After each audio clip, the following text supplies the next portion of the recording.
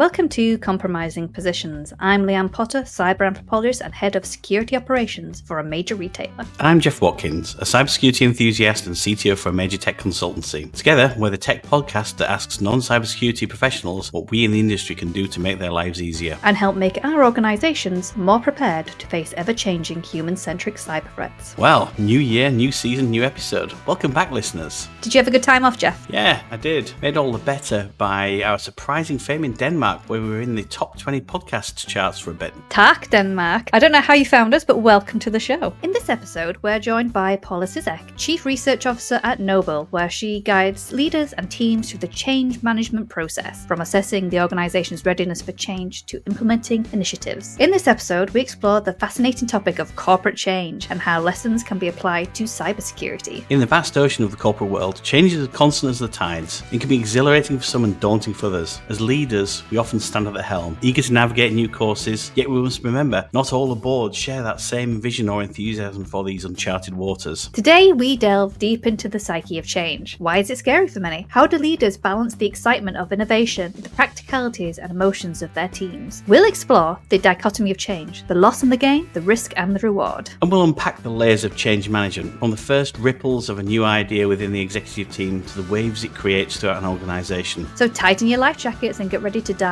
into the deep end of transformation. In this episode, Shift Happens, the art of navigating the seas of cyber change.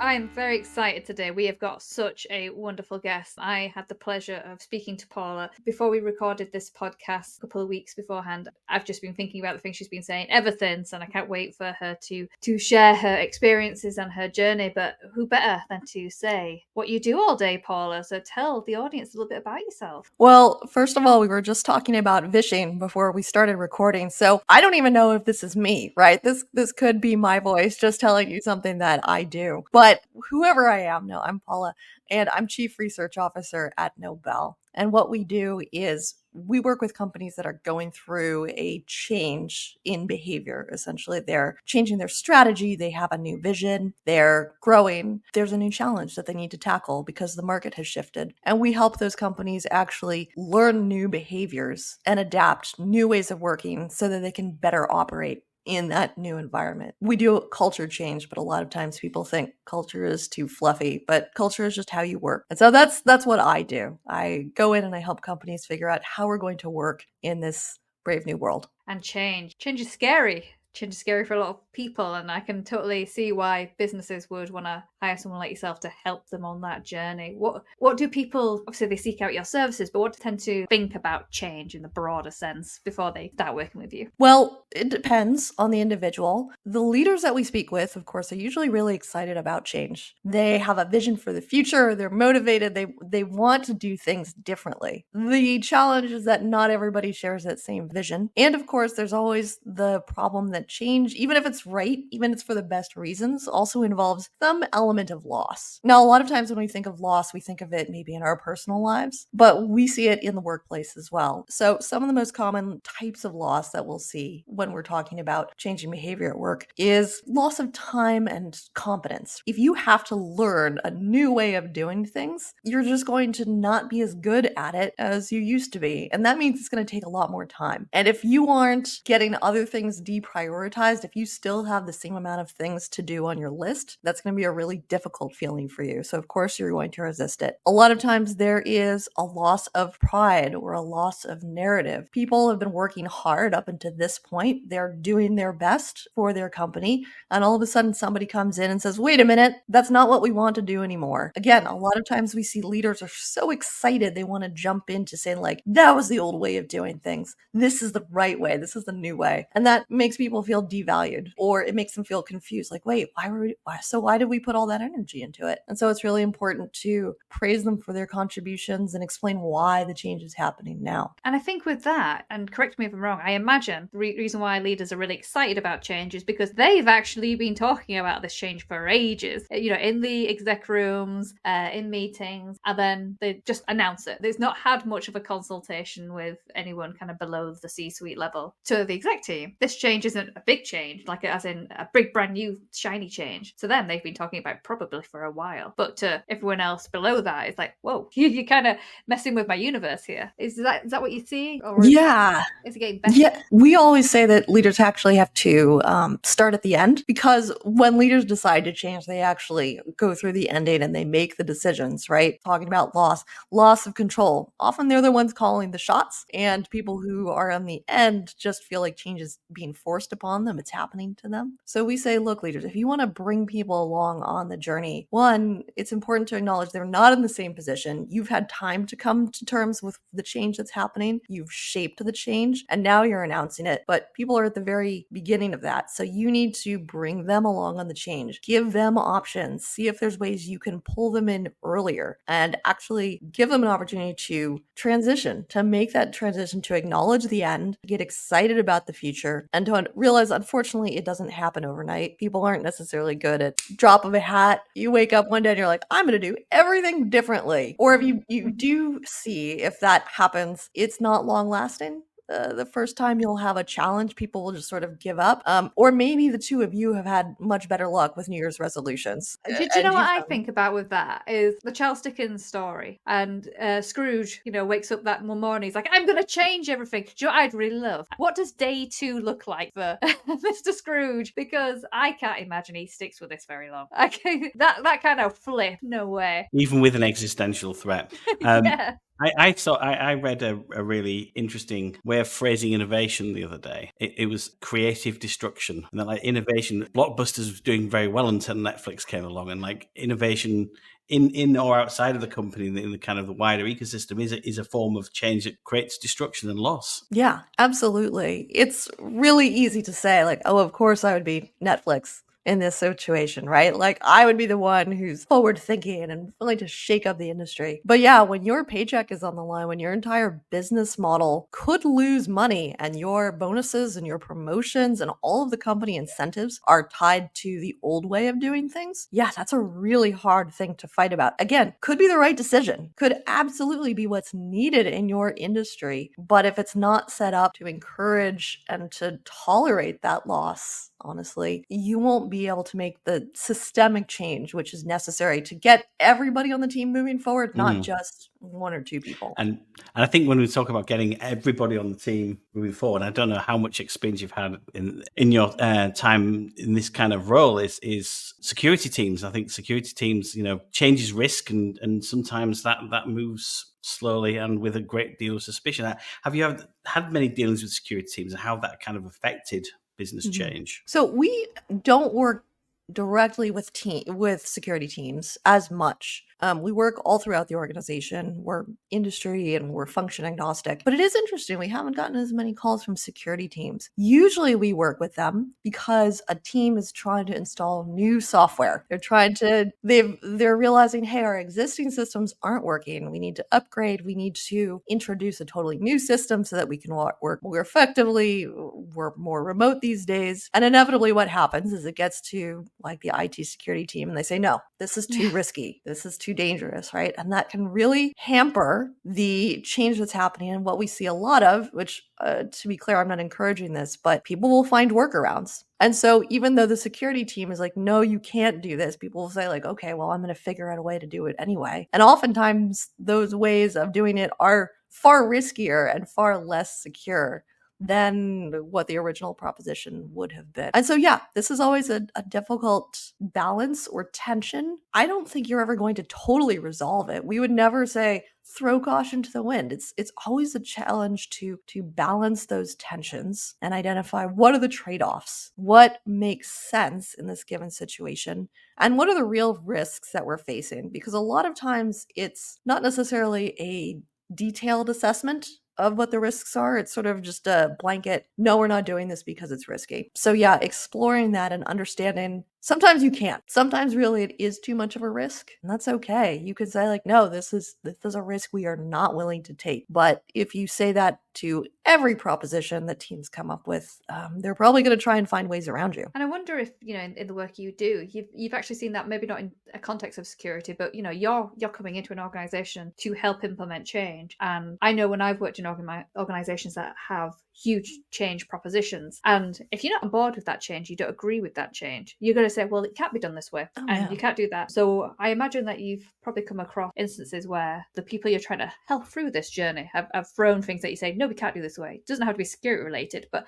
how have you dealt with those kind of, I'm putting blockers in for blockers' sake? Because it's self-preservationist, I imagine, that people don't want things to change, so they will make excuses for things that cannot change. So the first thing that we do is we actually try to counsel the leaders that we're working with to not automatically assume that it's an excuse, right? Which is really hard because, again, if you're a leader, you're motivated to make change. You want to do things differently. And so to you, it sounds like people are just making excuses, right? Like they just don't want to make the change. That's it. These people are old-fashioned, they're sticking in the mud, they're lazy, whatever. You can come up with a lot of reasons for why they don't want to change. And sometimes that's legitimate. Sometimes people really just don't like the new way of doing things. But sometimes those reasons are correct. Sometimes people do have legitimate reasons for why this change is a bad idea, or why it's risky, or why we shouldn't do it. And so the first thing that we would encourage leaders to do is take a step back and not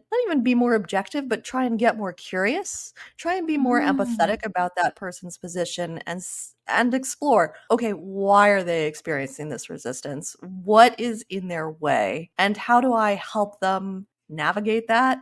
How do I remove that particular barrier? A little bit of a plug here. We actually identified about 25 different reasons/excuses why people resist change, and we put them into a card pack called Change Barriers. They're kind of like tarot cards. Nice. And so when you're hearing these reasons, or like I said, excuses for why change can't happen, it helps you identify, oh, that's why they're experiencing this resistance, and here's how to overcome it. But yeah, I think the first step is to not automatically assume that people are against change and that they might have valid reasons for their resistance. Well, Paul, I need to know more about these cards, because I know Jeff is keen, I'm keen. Anything kind of you can use as a tool, I'm always really keen. So tell me more about these cards. So like I said, this is because we've worked with so many teams and we kept hearing some of the same challenges that would come up time and time again. And so we were like, all right, well, maybe there's something here. Maybe we can figure out a way to help leaders overcome it. And so what we've done is, like I've said, we've identified sayings,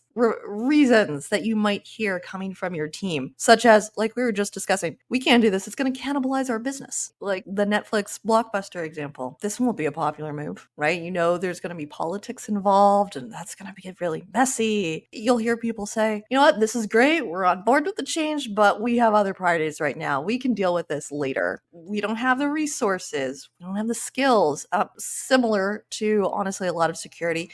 Legally, we can't make this change. Sometimes there are literally restrictions, regulations, rules that mean, no, you can't make this change. And it doesn't mean that innovation in that space, that change in that space is impossible. It just means you have to think about it differently and see, all right, how do I still accommodate those rules? How do I accommodate the security levels and still deliver a better experience to the users? Amazing. So how would you use these cards? So we'll use them in a couple of instances. One is when a leader first comes to us and says, I'm trying to make change and it's just not happening. I'm not seeing progress. I'm not seeing momentum. And so we'll spread them out on the table. There's, like I said, about 25 of them. And we'll ask, what resonates with you, right? Which of these cards sounds like something that you're hearing within your workplace? And then once they've sorted out maybe the top 2 or 3, we'll talk through, okay, again, what does that look like in your organization? How do people resist? And then what do we need to do in order to overcome that? Another time it's really useful is if you are not quite in the change making stage, but you are you're thinking about making a change, and you can sort of as a pre-mortem think through like, oh, I bet I'm going to experience this. And we're definitely going to hear people say like, no, it's fine. It's fine as it is. Why are we changing things?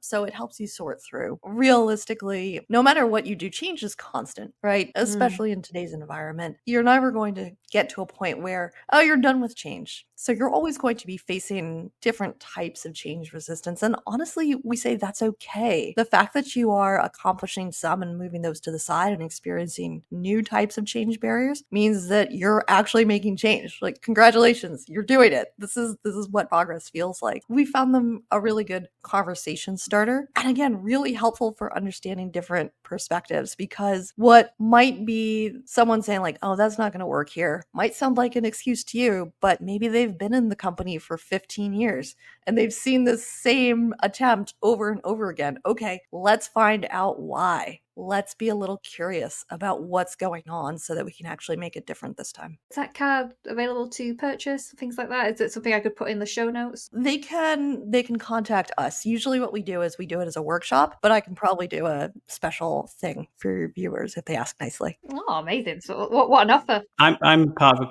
organization that's rapidly growing and undergoing a great deal of change. This all hits a big chord with me. And, IT is very dynamic, but still change is hard. Even in a dynamic environment, I could understand it in maybe an industry that hasn't changed in 50 or 60 years, although I'm not sure there's too many of them left nowadays. But in tech, even then, change is hard. I guess, so you just mentioned that kind of that in itself is like a little model, microcosm of something that can get people like a hook. Do you have any other principles or models that you use when you're thinking about change? Our philosophy is there's actually two ways that change happens in organizations. If it happens, again, a lot of organizations really struggle to change, but there are two ways to change. One is what we would call fail-safe change, and these are your big changes that you really need to get right the first time.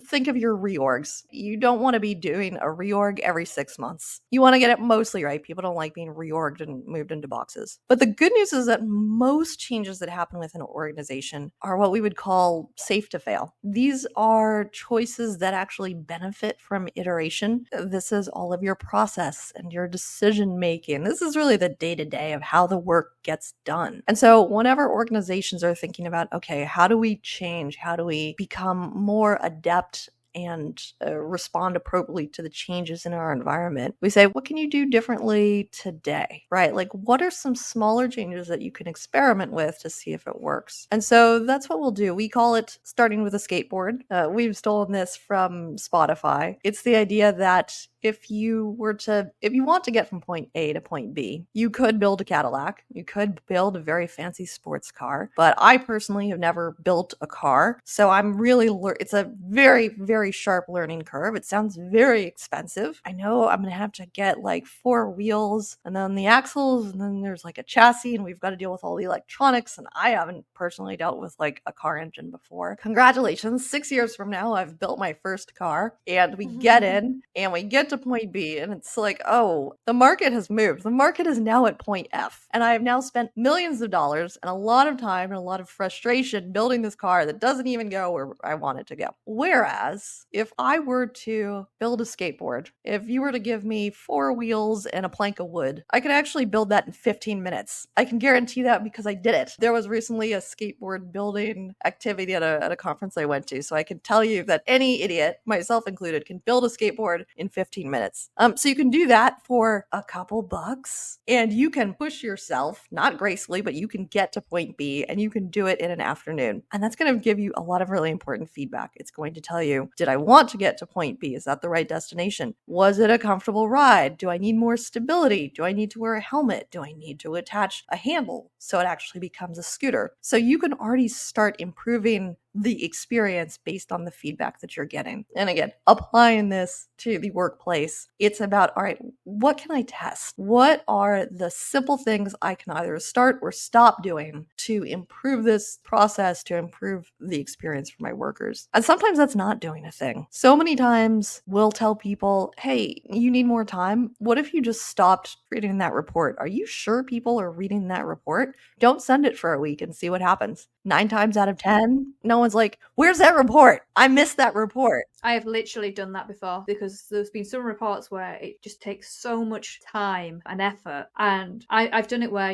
maybe I've gone on annual leave and I'm like, I'm not going to actually delegate this task. I'm going to see if anyone notices. And then you come back from annual leave, nobody says anything. You leave it another week, nobody says anything. I have rechecked and sort of stopped gone. It's been a couple of weeks you've not had this report. Has this impacted your life in any way? And they go, oh, didn't even realise. And all that time and wasted effort, and it's about identifying, working smarter, not harder. But when you were talking then about building a skateboard and to sort of bring it back to, I think the reason why I got you onto this podcast is because I think cybersecurity handles change badly. And I think not only do we as an industry handle change badly, but also we don't make change easy for the customers we're serving. And our customers is big C, customers is our internal employees and colleagues that we're trying to protect, our organizations we're trying to protect, and our actual customers who use products and services that said company builds. And I was just thinking, and I remember when we had our first initial chat and you said something amazing. It was just like a total mic drop moment. And you said, why start with Fort Knox when on the door will do? Yeah, why do we build Fort Knox to start with when we don't even know if Fort Knox is what's necessary? Maybe we do just need a little tiny padlock and that will be enough.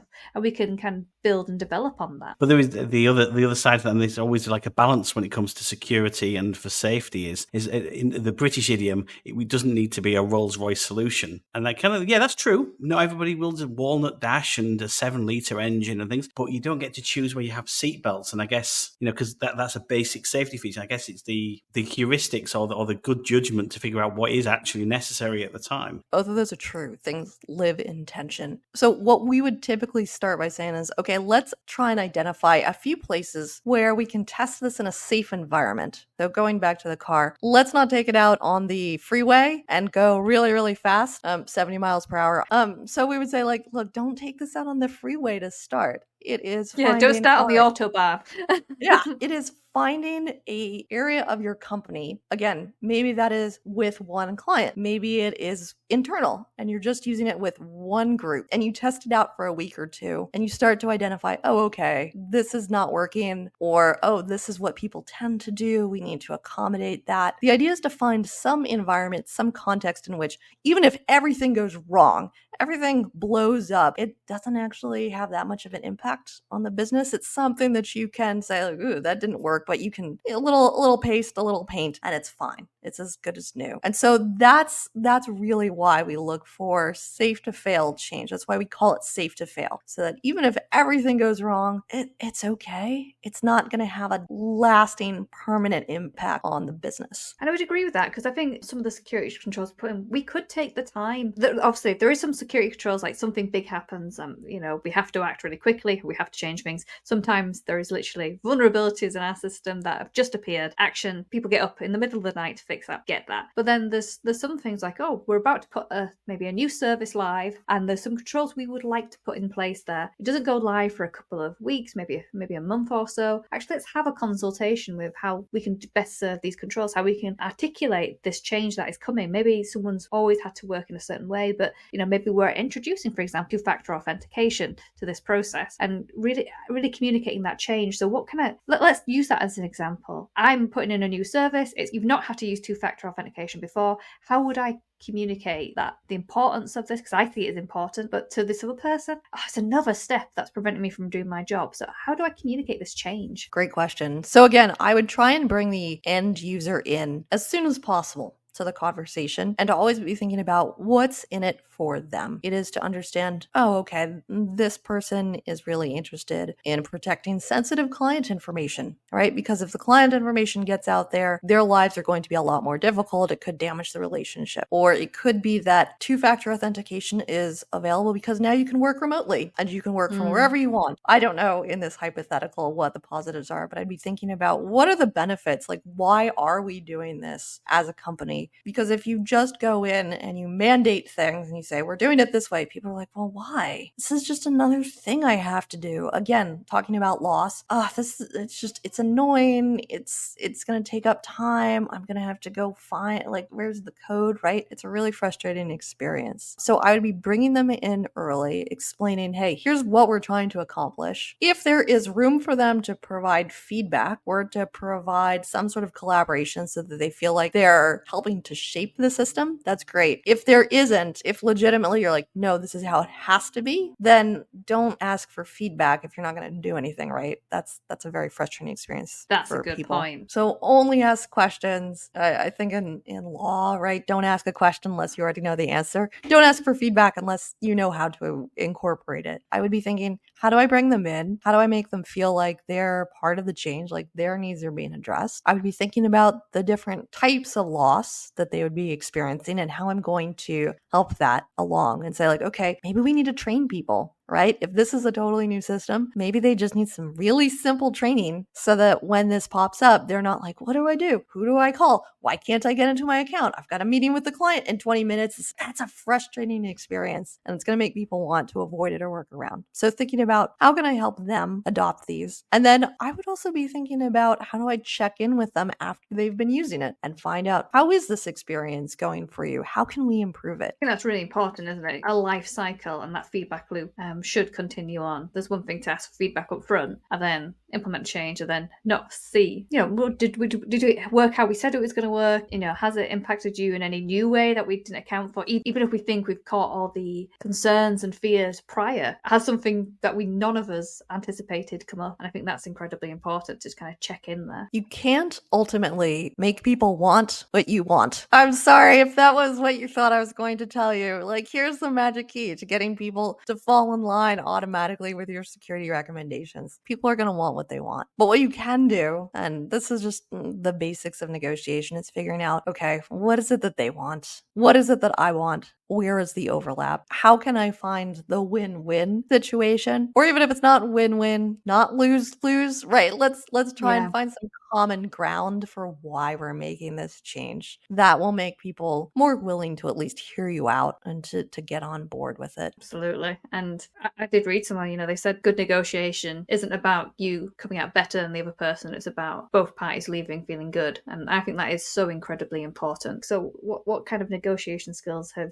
you learned? Because I imagine change is definitely a negotiable topic. We always like to say that in some ways change is not an option, but the transition is, right? Like, change is happening all around you all the time, and you may not have a say. Arguably, people are tired of change because the last 3 years we've had a lot of change forced upon us that we didn't have a whole lot of a say in. And so that's when people get really tired, when they don't have a say. The problem with negotiation is we do have that image through TV and through movies of the slick negotiator who is bold and gets what he wants, and it's usually a he, right? And you got to be clever and have the right words and kind of twist people. Like, there are a lot of assumptions about what negotiation looks like, but ultimately you're just having conversations. We say that ultimately work is about relationships with other people. It's commercialized. It's there for a monetary reason, among others, but that's what it is. It is you having a relationship with another individual in order to achieve a larger goal. And so however you can approach it and make it more human, I think will serve both of you. You'll hear a lot about this idea of servant leadership. It's the idea that as a leader, you're not there to be the hot shot and look good. You are there to help your team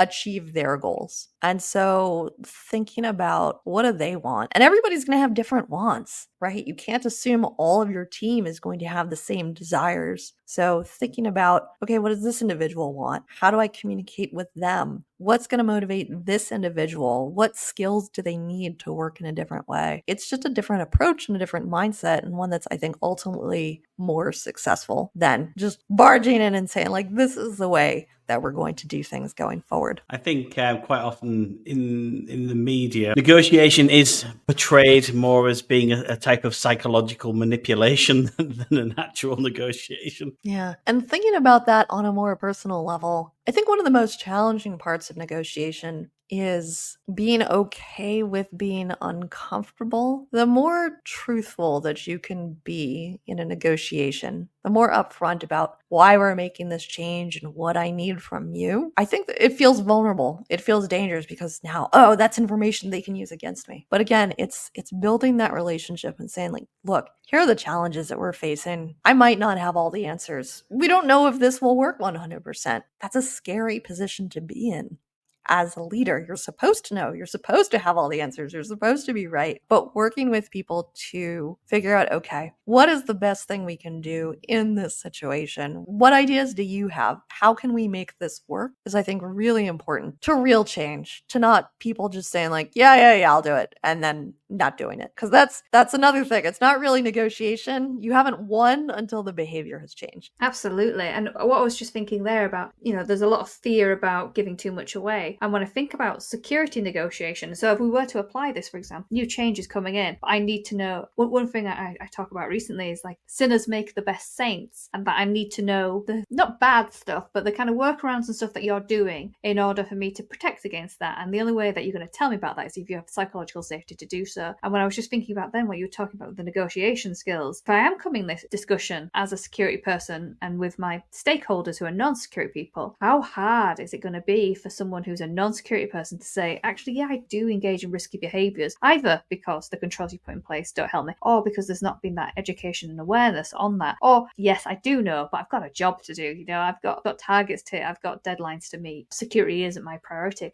But how do you have those like open, honest discussions if what I'm asking you to disclose to me as a security person is something that cognitive distance is not right? It's a really tough thing to kind of get right, and I think probably be able to tell me if I'm right or wrong. You really need to build that psychological safety for people to have that open and honest transactional conversation about, I know I'm doing wrong, but maybe you can help me get onto the right path. Yeah, and let's just maybe define psychological safety. I don't know if all of your listeners know what, but it's this concept that one of the key elements of a high-performing team is psychological safety, which means people feel comfortable, they feel they can take a risk in their environment, and they won't be judged by the rest of their team. And that doesn't mean showing up to work with a crazy new hairdo, right? A mohawk and it's dyed purple. Although, hey, maybe it does in your organization. But no, what it typically means is, hey, I have a new idea that we haven't tried before. Can we try it? Or it means, hey, I have bad news. We missed a deadline. There's a hole in our security. What are we going to do about it? If people don't feel comfortable bringing those bad things to you, if they don't feel comfortable having a conversation, it's just going to get buried. It's just going to be hidden. It can build up over time and lead to some real challenges. So the question then becomes, okay, well, how do I do that? It doesn't happen overnight, especially if you've had a more, shall we say, antagonistic relationship with your teams. You're just going to them tomorrow and saying like, hey, I've decided we should be psychologically safe. How are you messing up my system? Again, negotiation. You can try it. Let me know how that goes. But it is really thinking about, okay, how do I start to create those relationships? This sounds small, but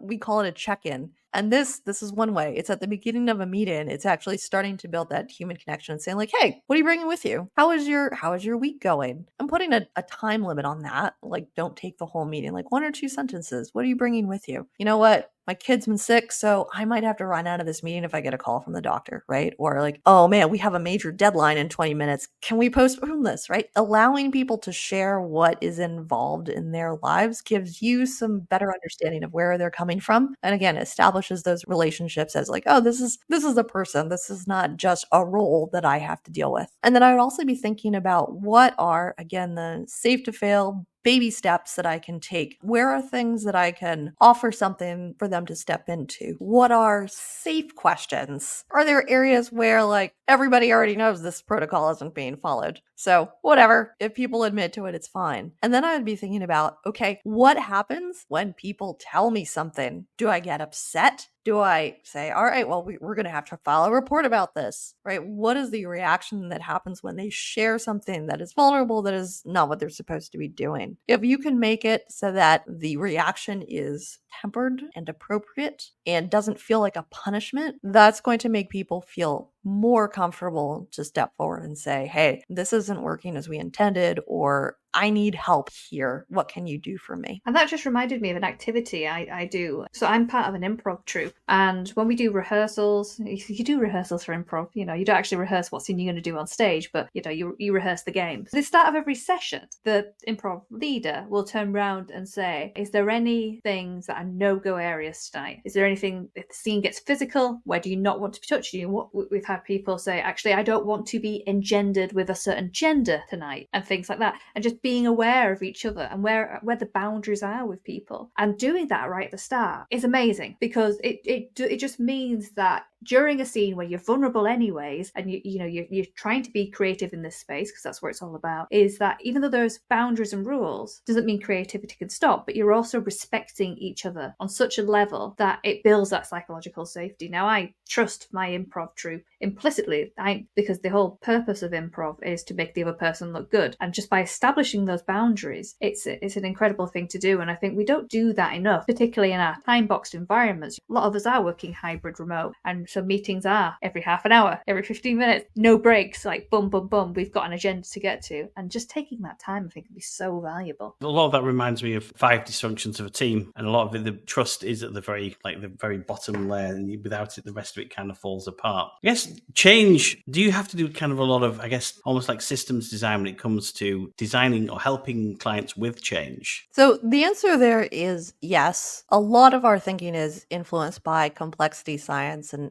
network theory. But spoiler alert, it's not usually what I lead with when I'm talking to a team or leaders, and certainly not what I'll introduce at a party, because those can sound like very scary and tech words, and then it sounds like, oh, well, I have to design for this system. So yes, that definitely influences our thinking. But again, we're always looking for what are the practical implementations of that? What are the implications of that? And so with systems, for example, it's the idea that everything is networked, everything is connected. You don't really know how things are going to be impacted or changed until you do it, until you make the change. A lot of times with organizations, historically, you will get big consulting firms in who'll make these long, drawn out assessments, and they'll talk to every single person within the organization, and then you'll result in a deck which is 100 slides, and it'll have 20 recommendations. And you're like, is this striking a chord? And then they leave that deck with you, and they're like, here's what we would do. Good luck. And then honestly, by the time you're done with that assessment, it might have taken several months. Like, the situation has already changed. You have new people in. And so our bias is for action. Like, yes, we'll chat with people, we'll interview people, because we want to, again, establish those relationships and become a known, trusted entity. But what we'll push to do is get in and start working with teams to make change in a controlled environment, small changes in a controlled environment, and see what actually happens. And then when it does happen, say, okay, let's do a retro, right? Let's look back on that. What worked well? What didn't work well? What do we want to try on our next iteration? That is more important, and most importantly, actually teaches people how to change. Our goal is to actually increase teams' capacity to change. How do you deal with ambiguity? Honestly, how do you start? We've worked with even senior executive teams who don't feel comfortable taking the first step because they're so used to the CEO directing them where to go. And so taking that initiative and being willing to, again, take a risk, a small one, is a skill that all organizations really need to develop if they're going to be able to respond to our fill in your buzzword here, uncertain, VUCA, etc. environment. I love that. I remember another thing we talked about in our pre-chat, and you said risk versus uncertainty, and they're not the same thing. Tell me a little bit more about that. So risk is actually known odds. Essentially, it's when you know, okay, we have a 1 in 30 or a 1 in 200 chance that something bad is going to happen. And chances are you also have some guidelines, some guardrails about how you can respond to that. So if you get into a car, you have a 1 in X thousand chance of being in an accident. 1 in 30,000, who knows? So we have rules, we have airbags, and we have seatbelts, and we have driving regulations, right? Which try and help you mitigate the risks that you'll be in an accident. Uncertainty is when you just don't know what's going to happen. You have no idea what the odds are. It could be 1 in 2. It could be 1 in 100,000. It's a new experience that you've never gone through before. You really don't know what's going to happen. And so that's a different situation. It's that ambiguity where people don't know. And a lot of times what happens is that teams will think, or leaders will think that they know, okay, this is a risky situation and we have to proceed in a certain way. But actually, you're just in an uncertain situation and you don't know what the results are going to be. But they won't move forward because they don't know, and it feels risky. It feels uncomfortable stepping into the unknown. And so then, again, it becomes what small steps can we take? How could we test this, knowing that we actually don't know what we don't know, so that we can still make progress and we can still improve things in a way that is safe? I want to make it really clear. Fear is okay. Like, we've dealt with a lot of teams, and if we're moving forward, and they're like, I don't know, this feels risky. We'll stop and explore that. We'll be like, okay, why does this feel risky? Maybe do some scenario planning. What could happen here? What are the risks? Especially with experienced teams, like, they've seen a lot of things happen. Like, let's respect those instincts and explore those a little. We're not going to be the team who's like, no, just go for it. Fight through your fears. Like, there might be a reason. Sometimes that fear might just be you. It might be uncomfortable for you personally because it's new and you haven't done it before. In which case, okay, we'll say, okay, like, how do we make this safe for you? How do we make you feel like, okay, I can take this risk and it's going to be all right? Because leaders who are acting, who are scared and fearful, are not going to be in a best position to support their teams either, right? You're going to be on edge. So it's acknowledging and respecting the feedback that you're feeling as an individual, as a team, and also working through it. Again, it doesn't mean this feels risky, let's stop everything, but it says, all right, this feels risky, this feels uncertain, we don't know what's going to happen. Let's explore that. Let's put some guardrails or precautions into place so that we can avoid worst case scenarios. And then let's move forward in a way which feels supported, feels like, okay, we can manage this risk together. Going back to a couple of minutes ago, you mentioned talking about retrospectives or kind of postmortems on things. Do you often run pre-mortems on changes? And how would you go about that? Because I think not a lot of people do that, and it might be a new concept for some people. We do a variation on pre-mortems. We'll do two, depending on how the team is feeling. We'll either do a regular pre-mortem where we'll say, okay, let's project ourselves into the future. And everything has been a total disaster. This project is a flop. What happened? What does it look like? What does it feel like? And this is always fun. People always have a really easy time coming up with like a lot of the ways that things could go wrong. And then we'll say, okay, that's what happened. What can we do to prevent that? This is not an exhaustive activity. It doesn't help if people are like, aliens, come down, right? Like, asteroid, civilization. That's not the sort of pre-mortem. We're just looking for things that are common, that they've like seen before within their organizations, that based on their experience, they see like, oh, this could be a problem with this implementation. So what are the common and also impactful things that could happen in this scenario? And then just, again, identifying a few small things they could do now to prevent that from happening. Or if they do see it happen, how are you going to address that so that it doesn't become a much bigger issue? And then the flip side of that is we'll say, okay, let's do a positive pre-mortem. This has been a success. What does that look like? And this is always fun because now people get to think about all the good things that could happen. What did we do? How do we operate so that we get that desired outcome? What can we do now to start making it a success? And again, these are usually not like huge major changes. It's things like, you know what, we should be doing as a leadership team check-ins every 2 weeks, just to make sure this is moving along and we're not seeing any problems. Or it could be that, hey, we need to put together a checklist to make sure we don't miss any of the major steps while we're doing this implementation. Let's make sure we get all the basics done. So really simple things that your team can apply, honestly, within the next like 2 weeks, and checking in on that and making sure it's moving forward helps set teams up for success. Can you just leave us with a couple of hints, as a couple of tips? Like, imagine if a cybersecurity team, they're the ones quite often needing to make, in some case, enforce change in some way, or maybe introduce is a softer word, a few tips that they can take away tomorrow to start making that process better for all concerned. Identify a couple of your end users, figure out what it is that they need, what's in their best interest, and then actually start testing with them. See if you can invite them into the conversation earlier and explaining why you need to make these changes and what's in it for them. And just, again, starting small. Like,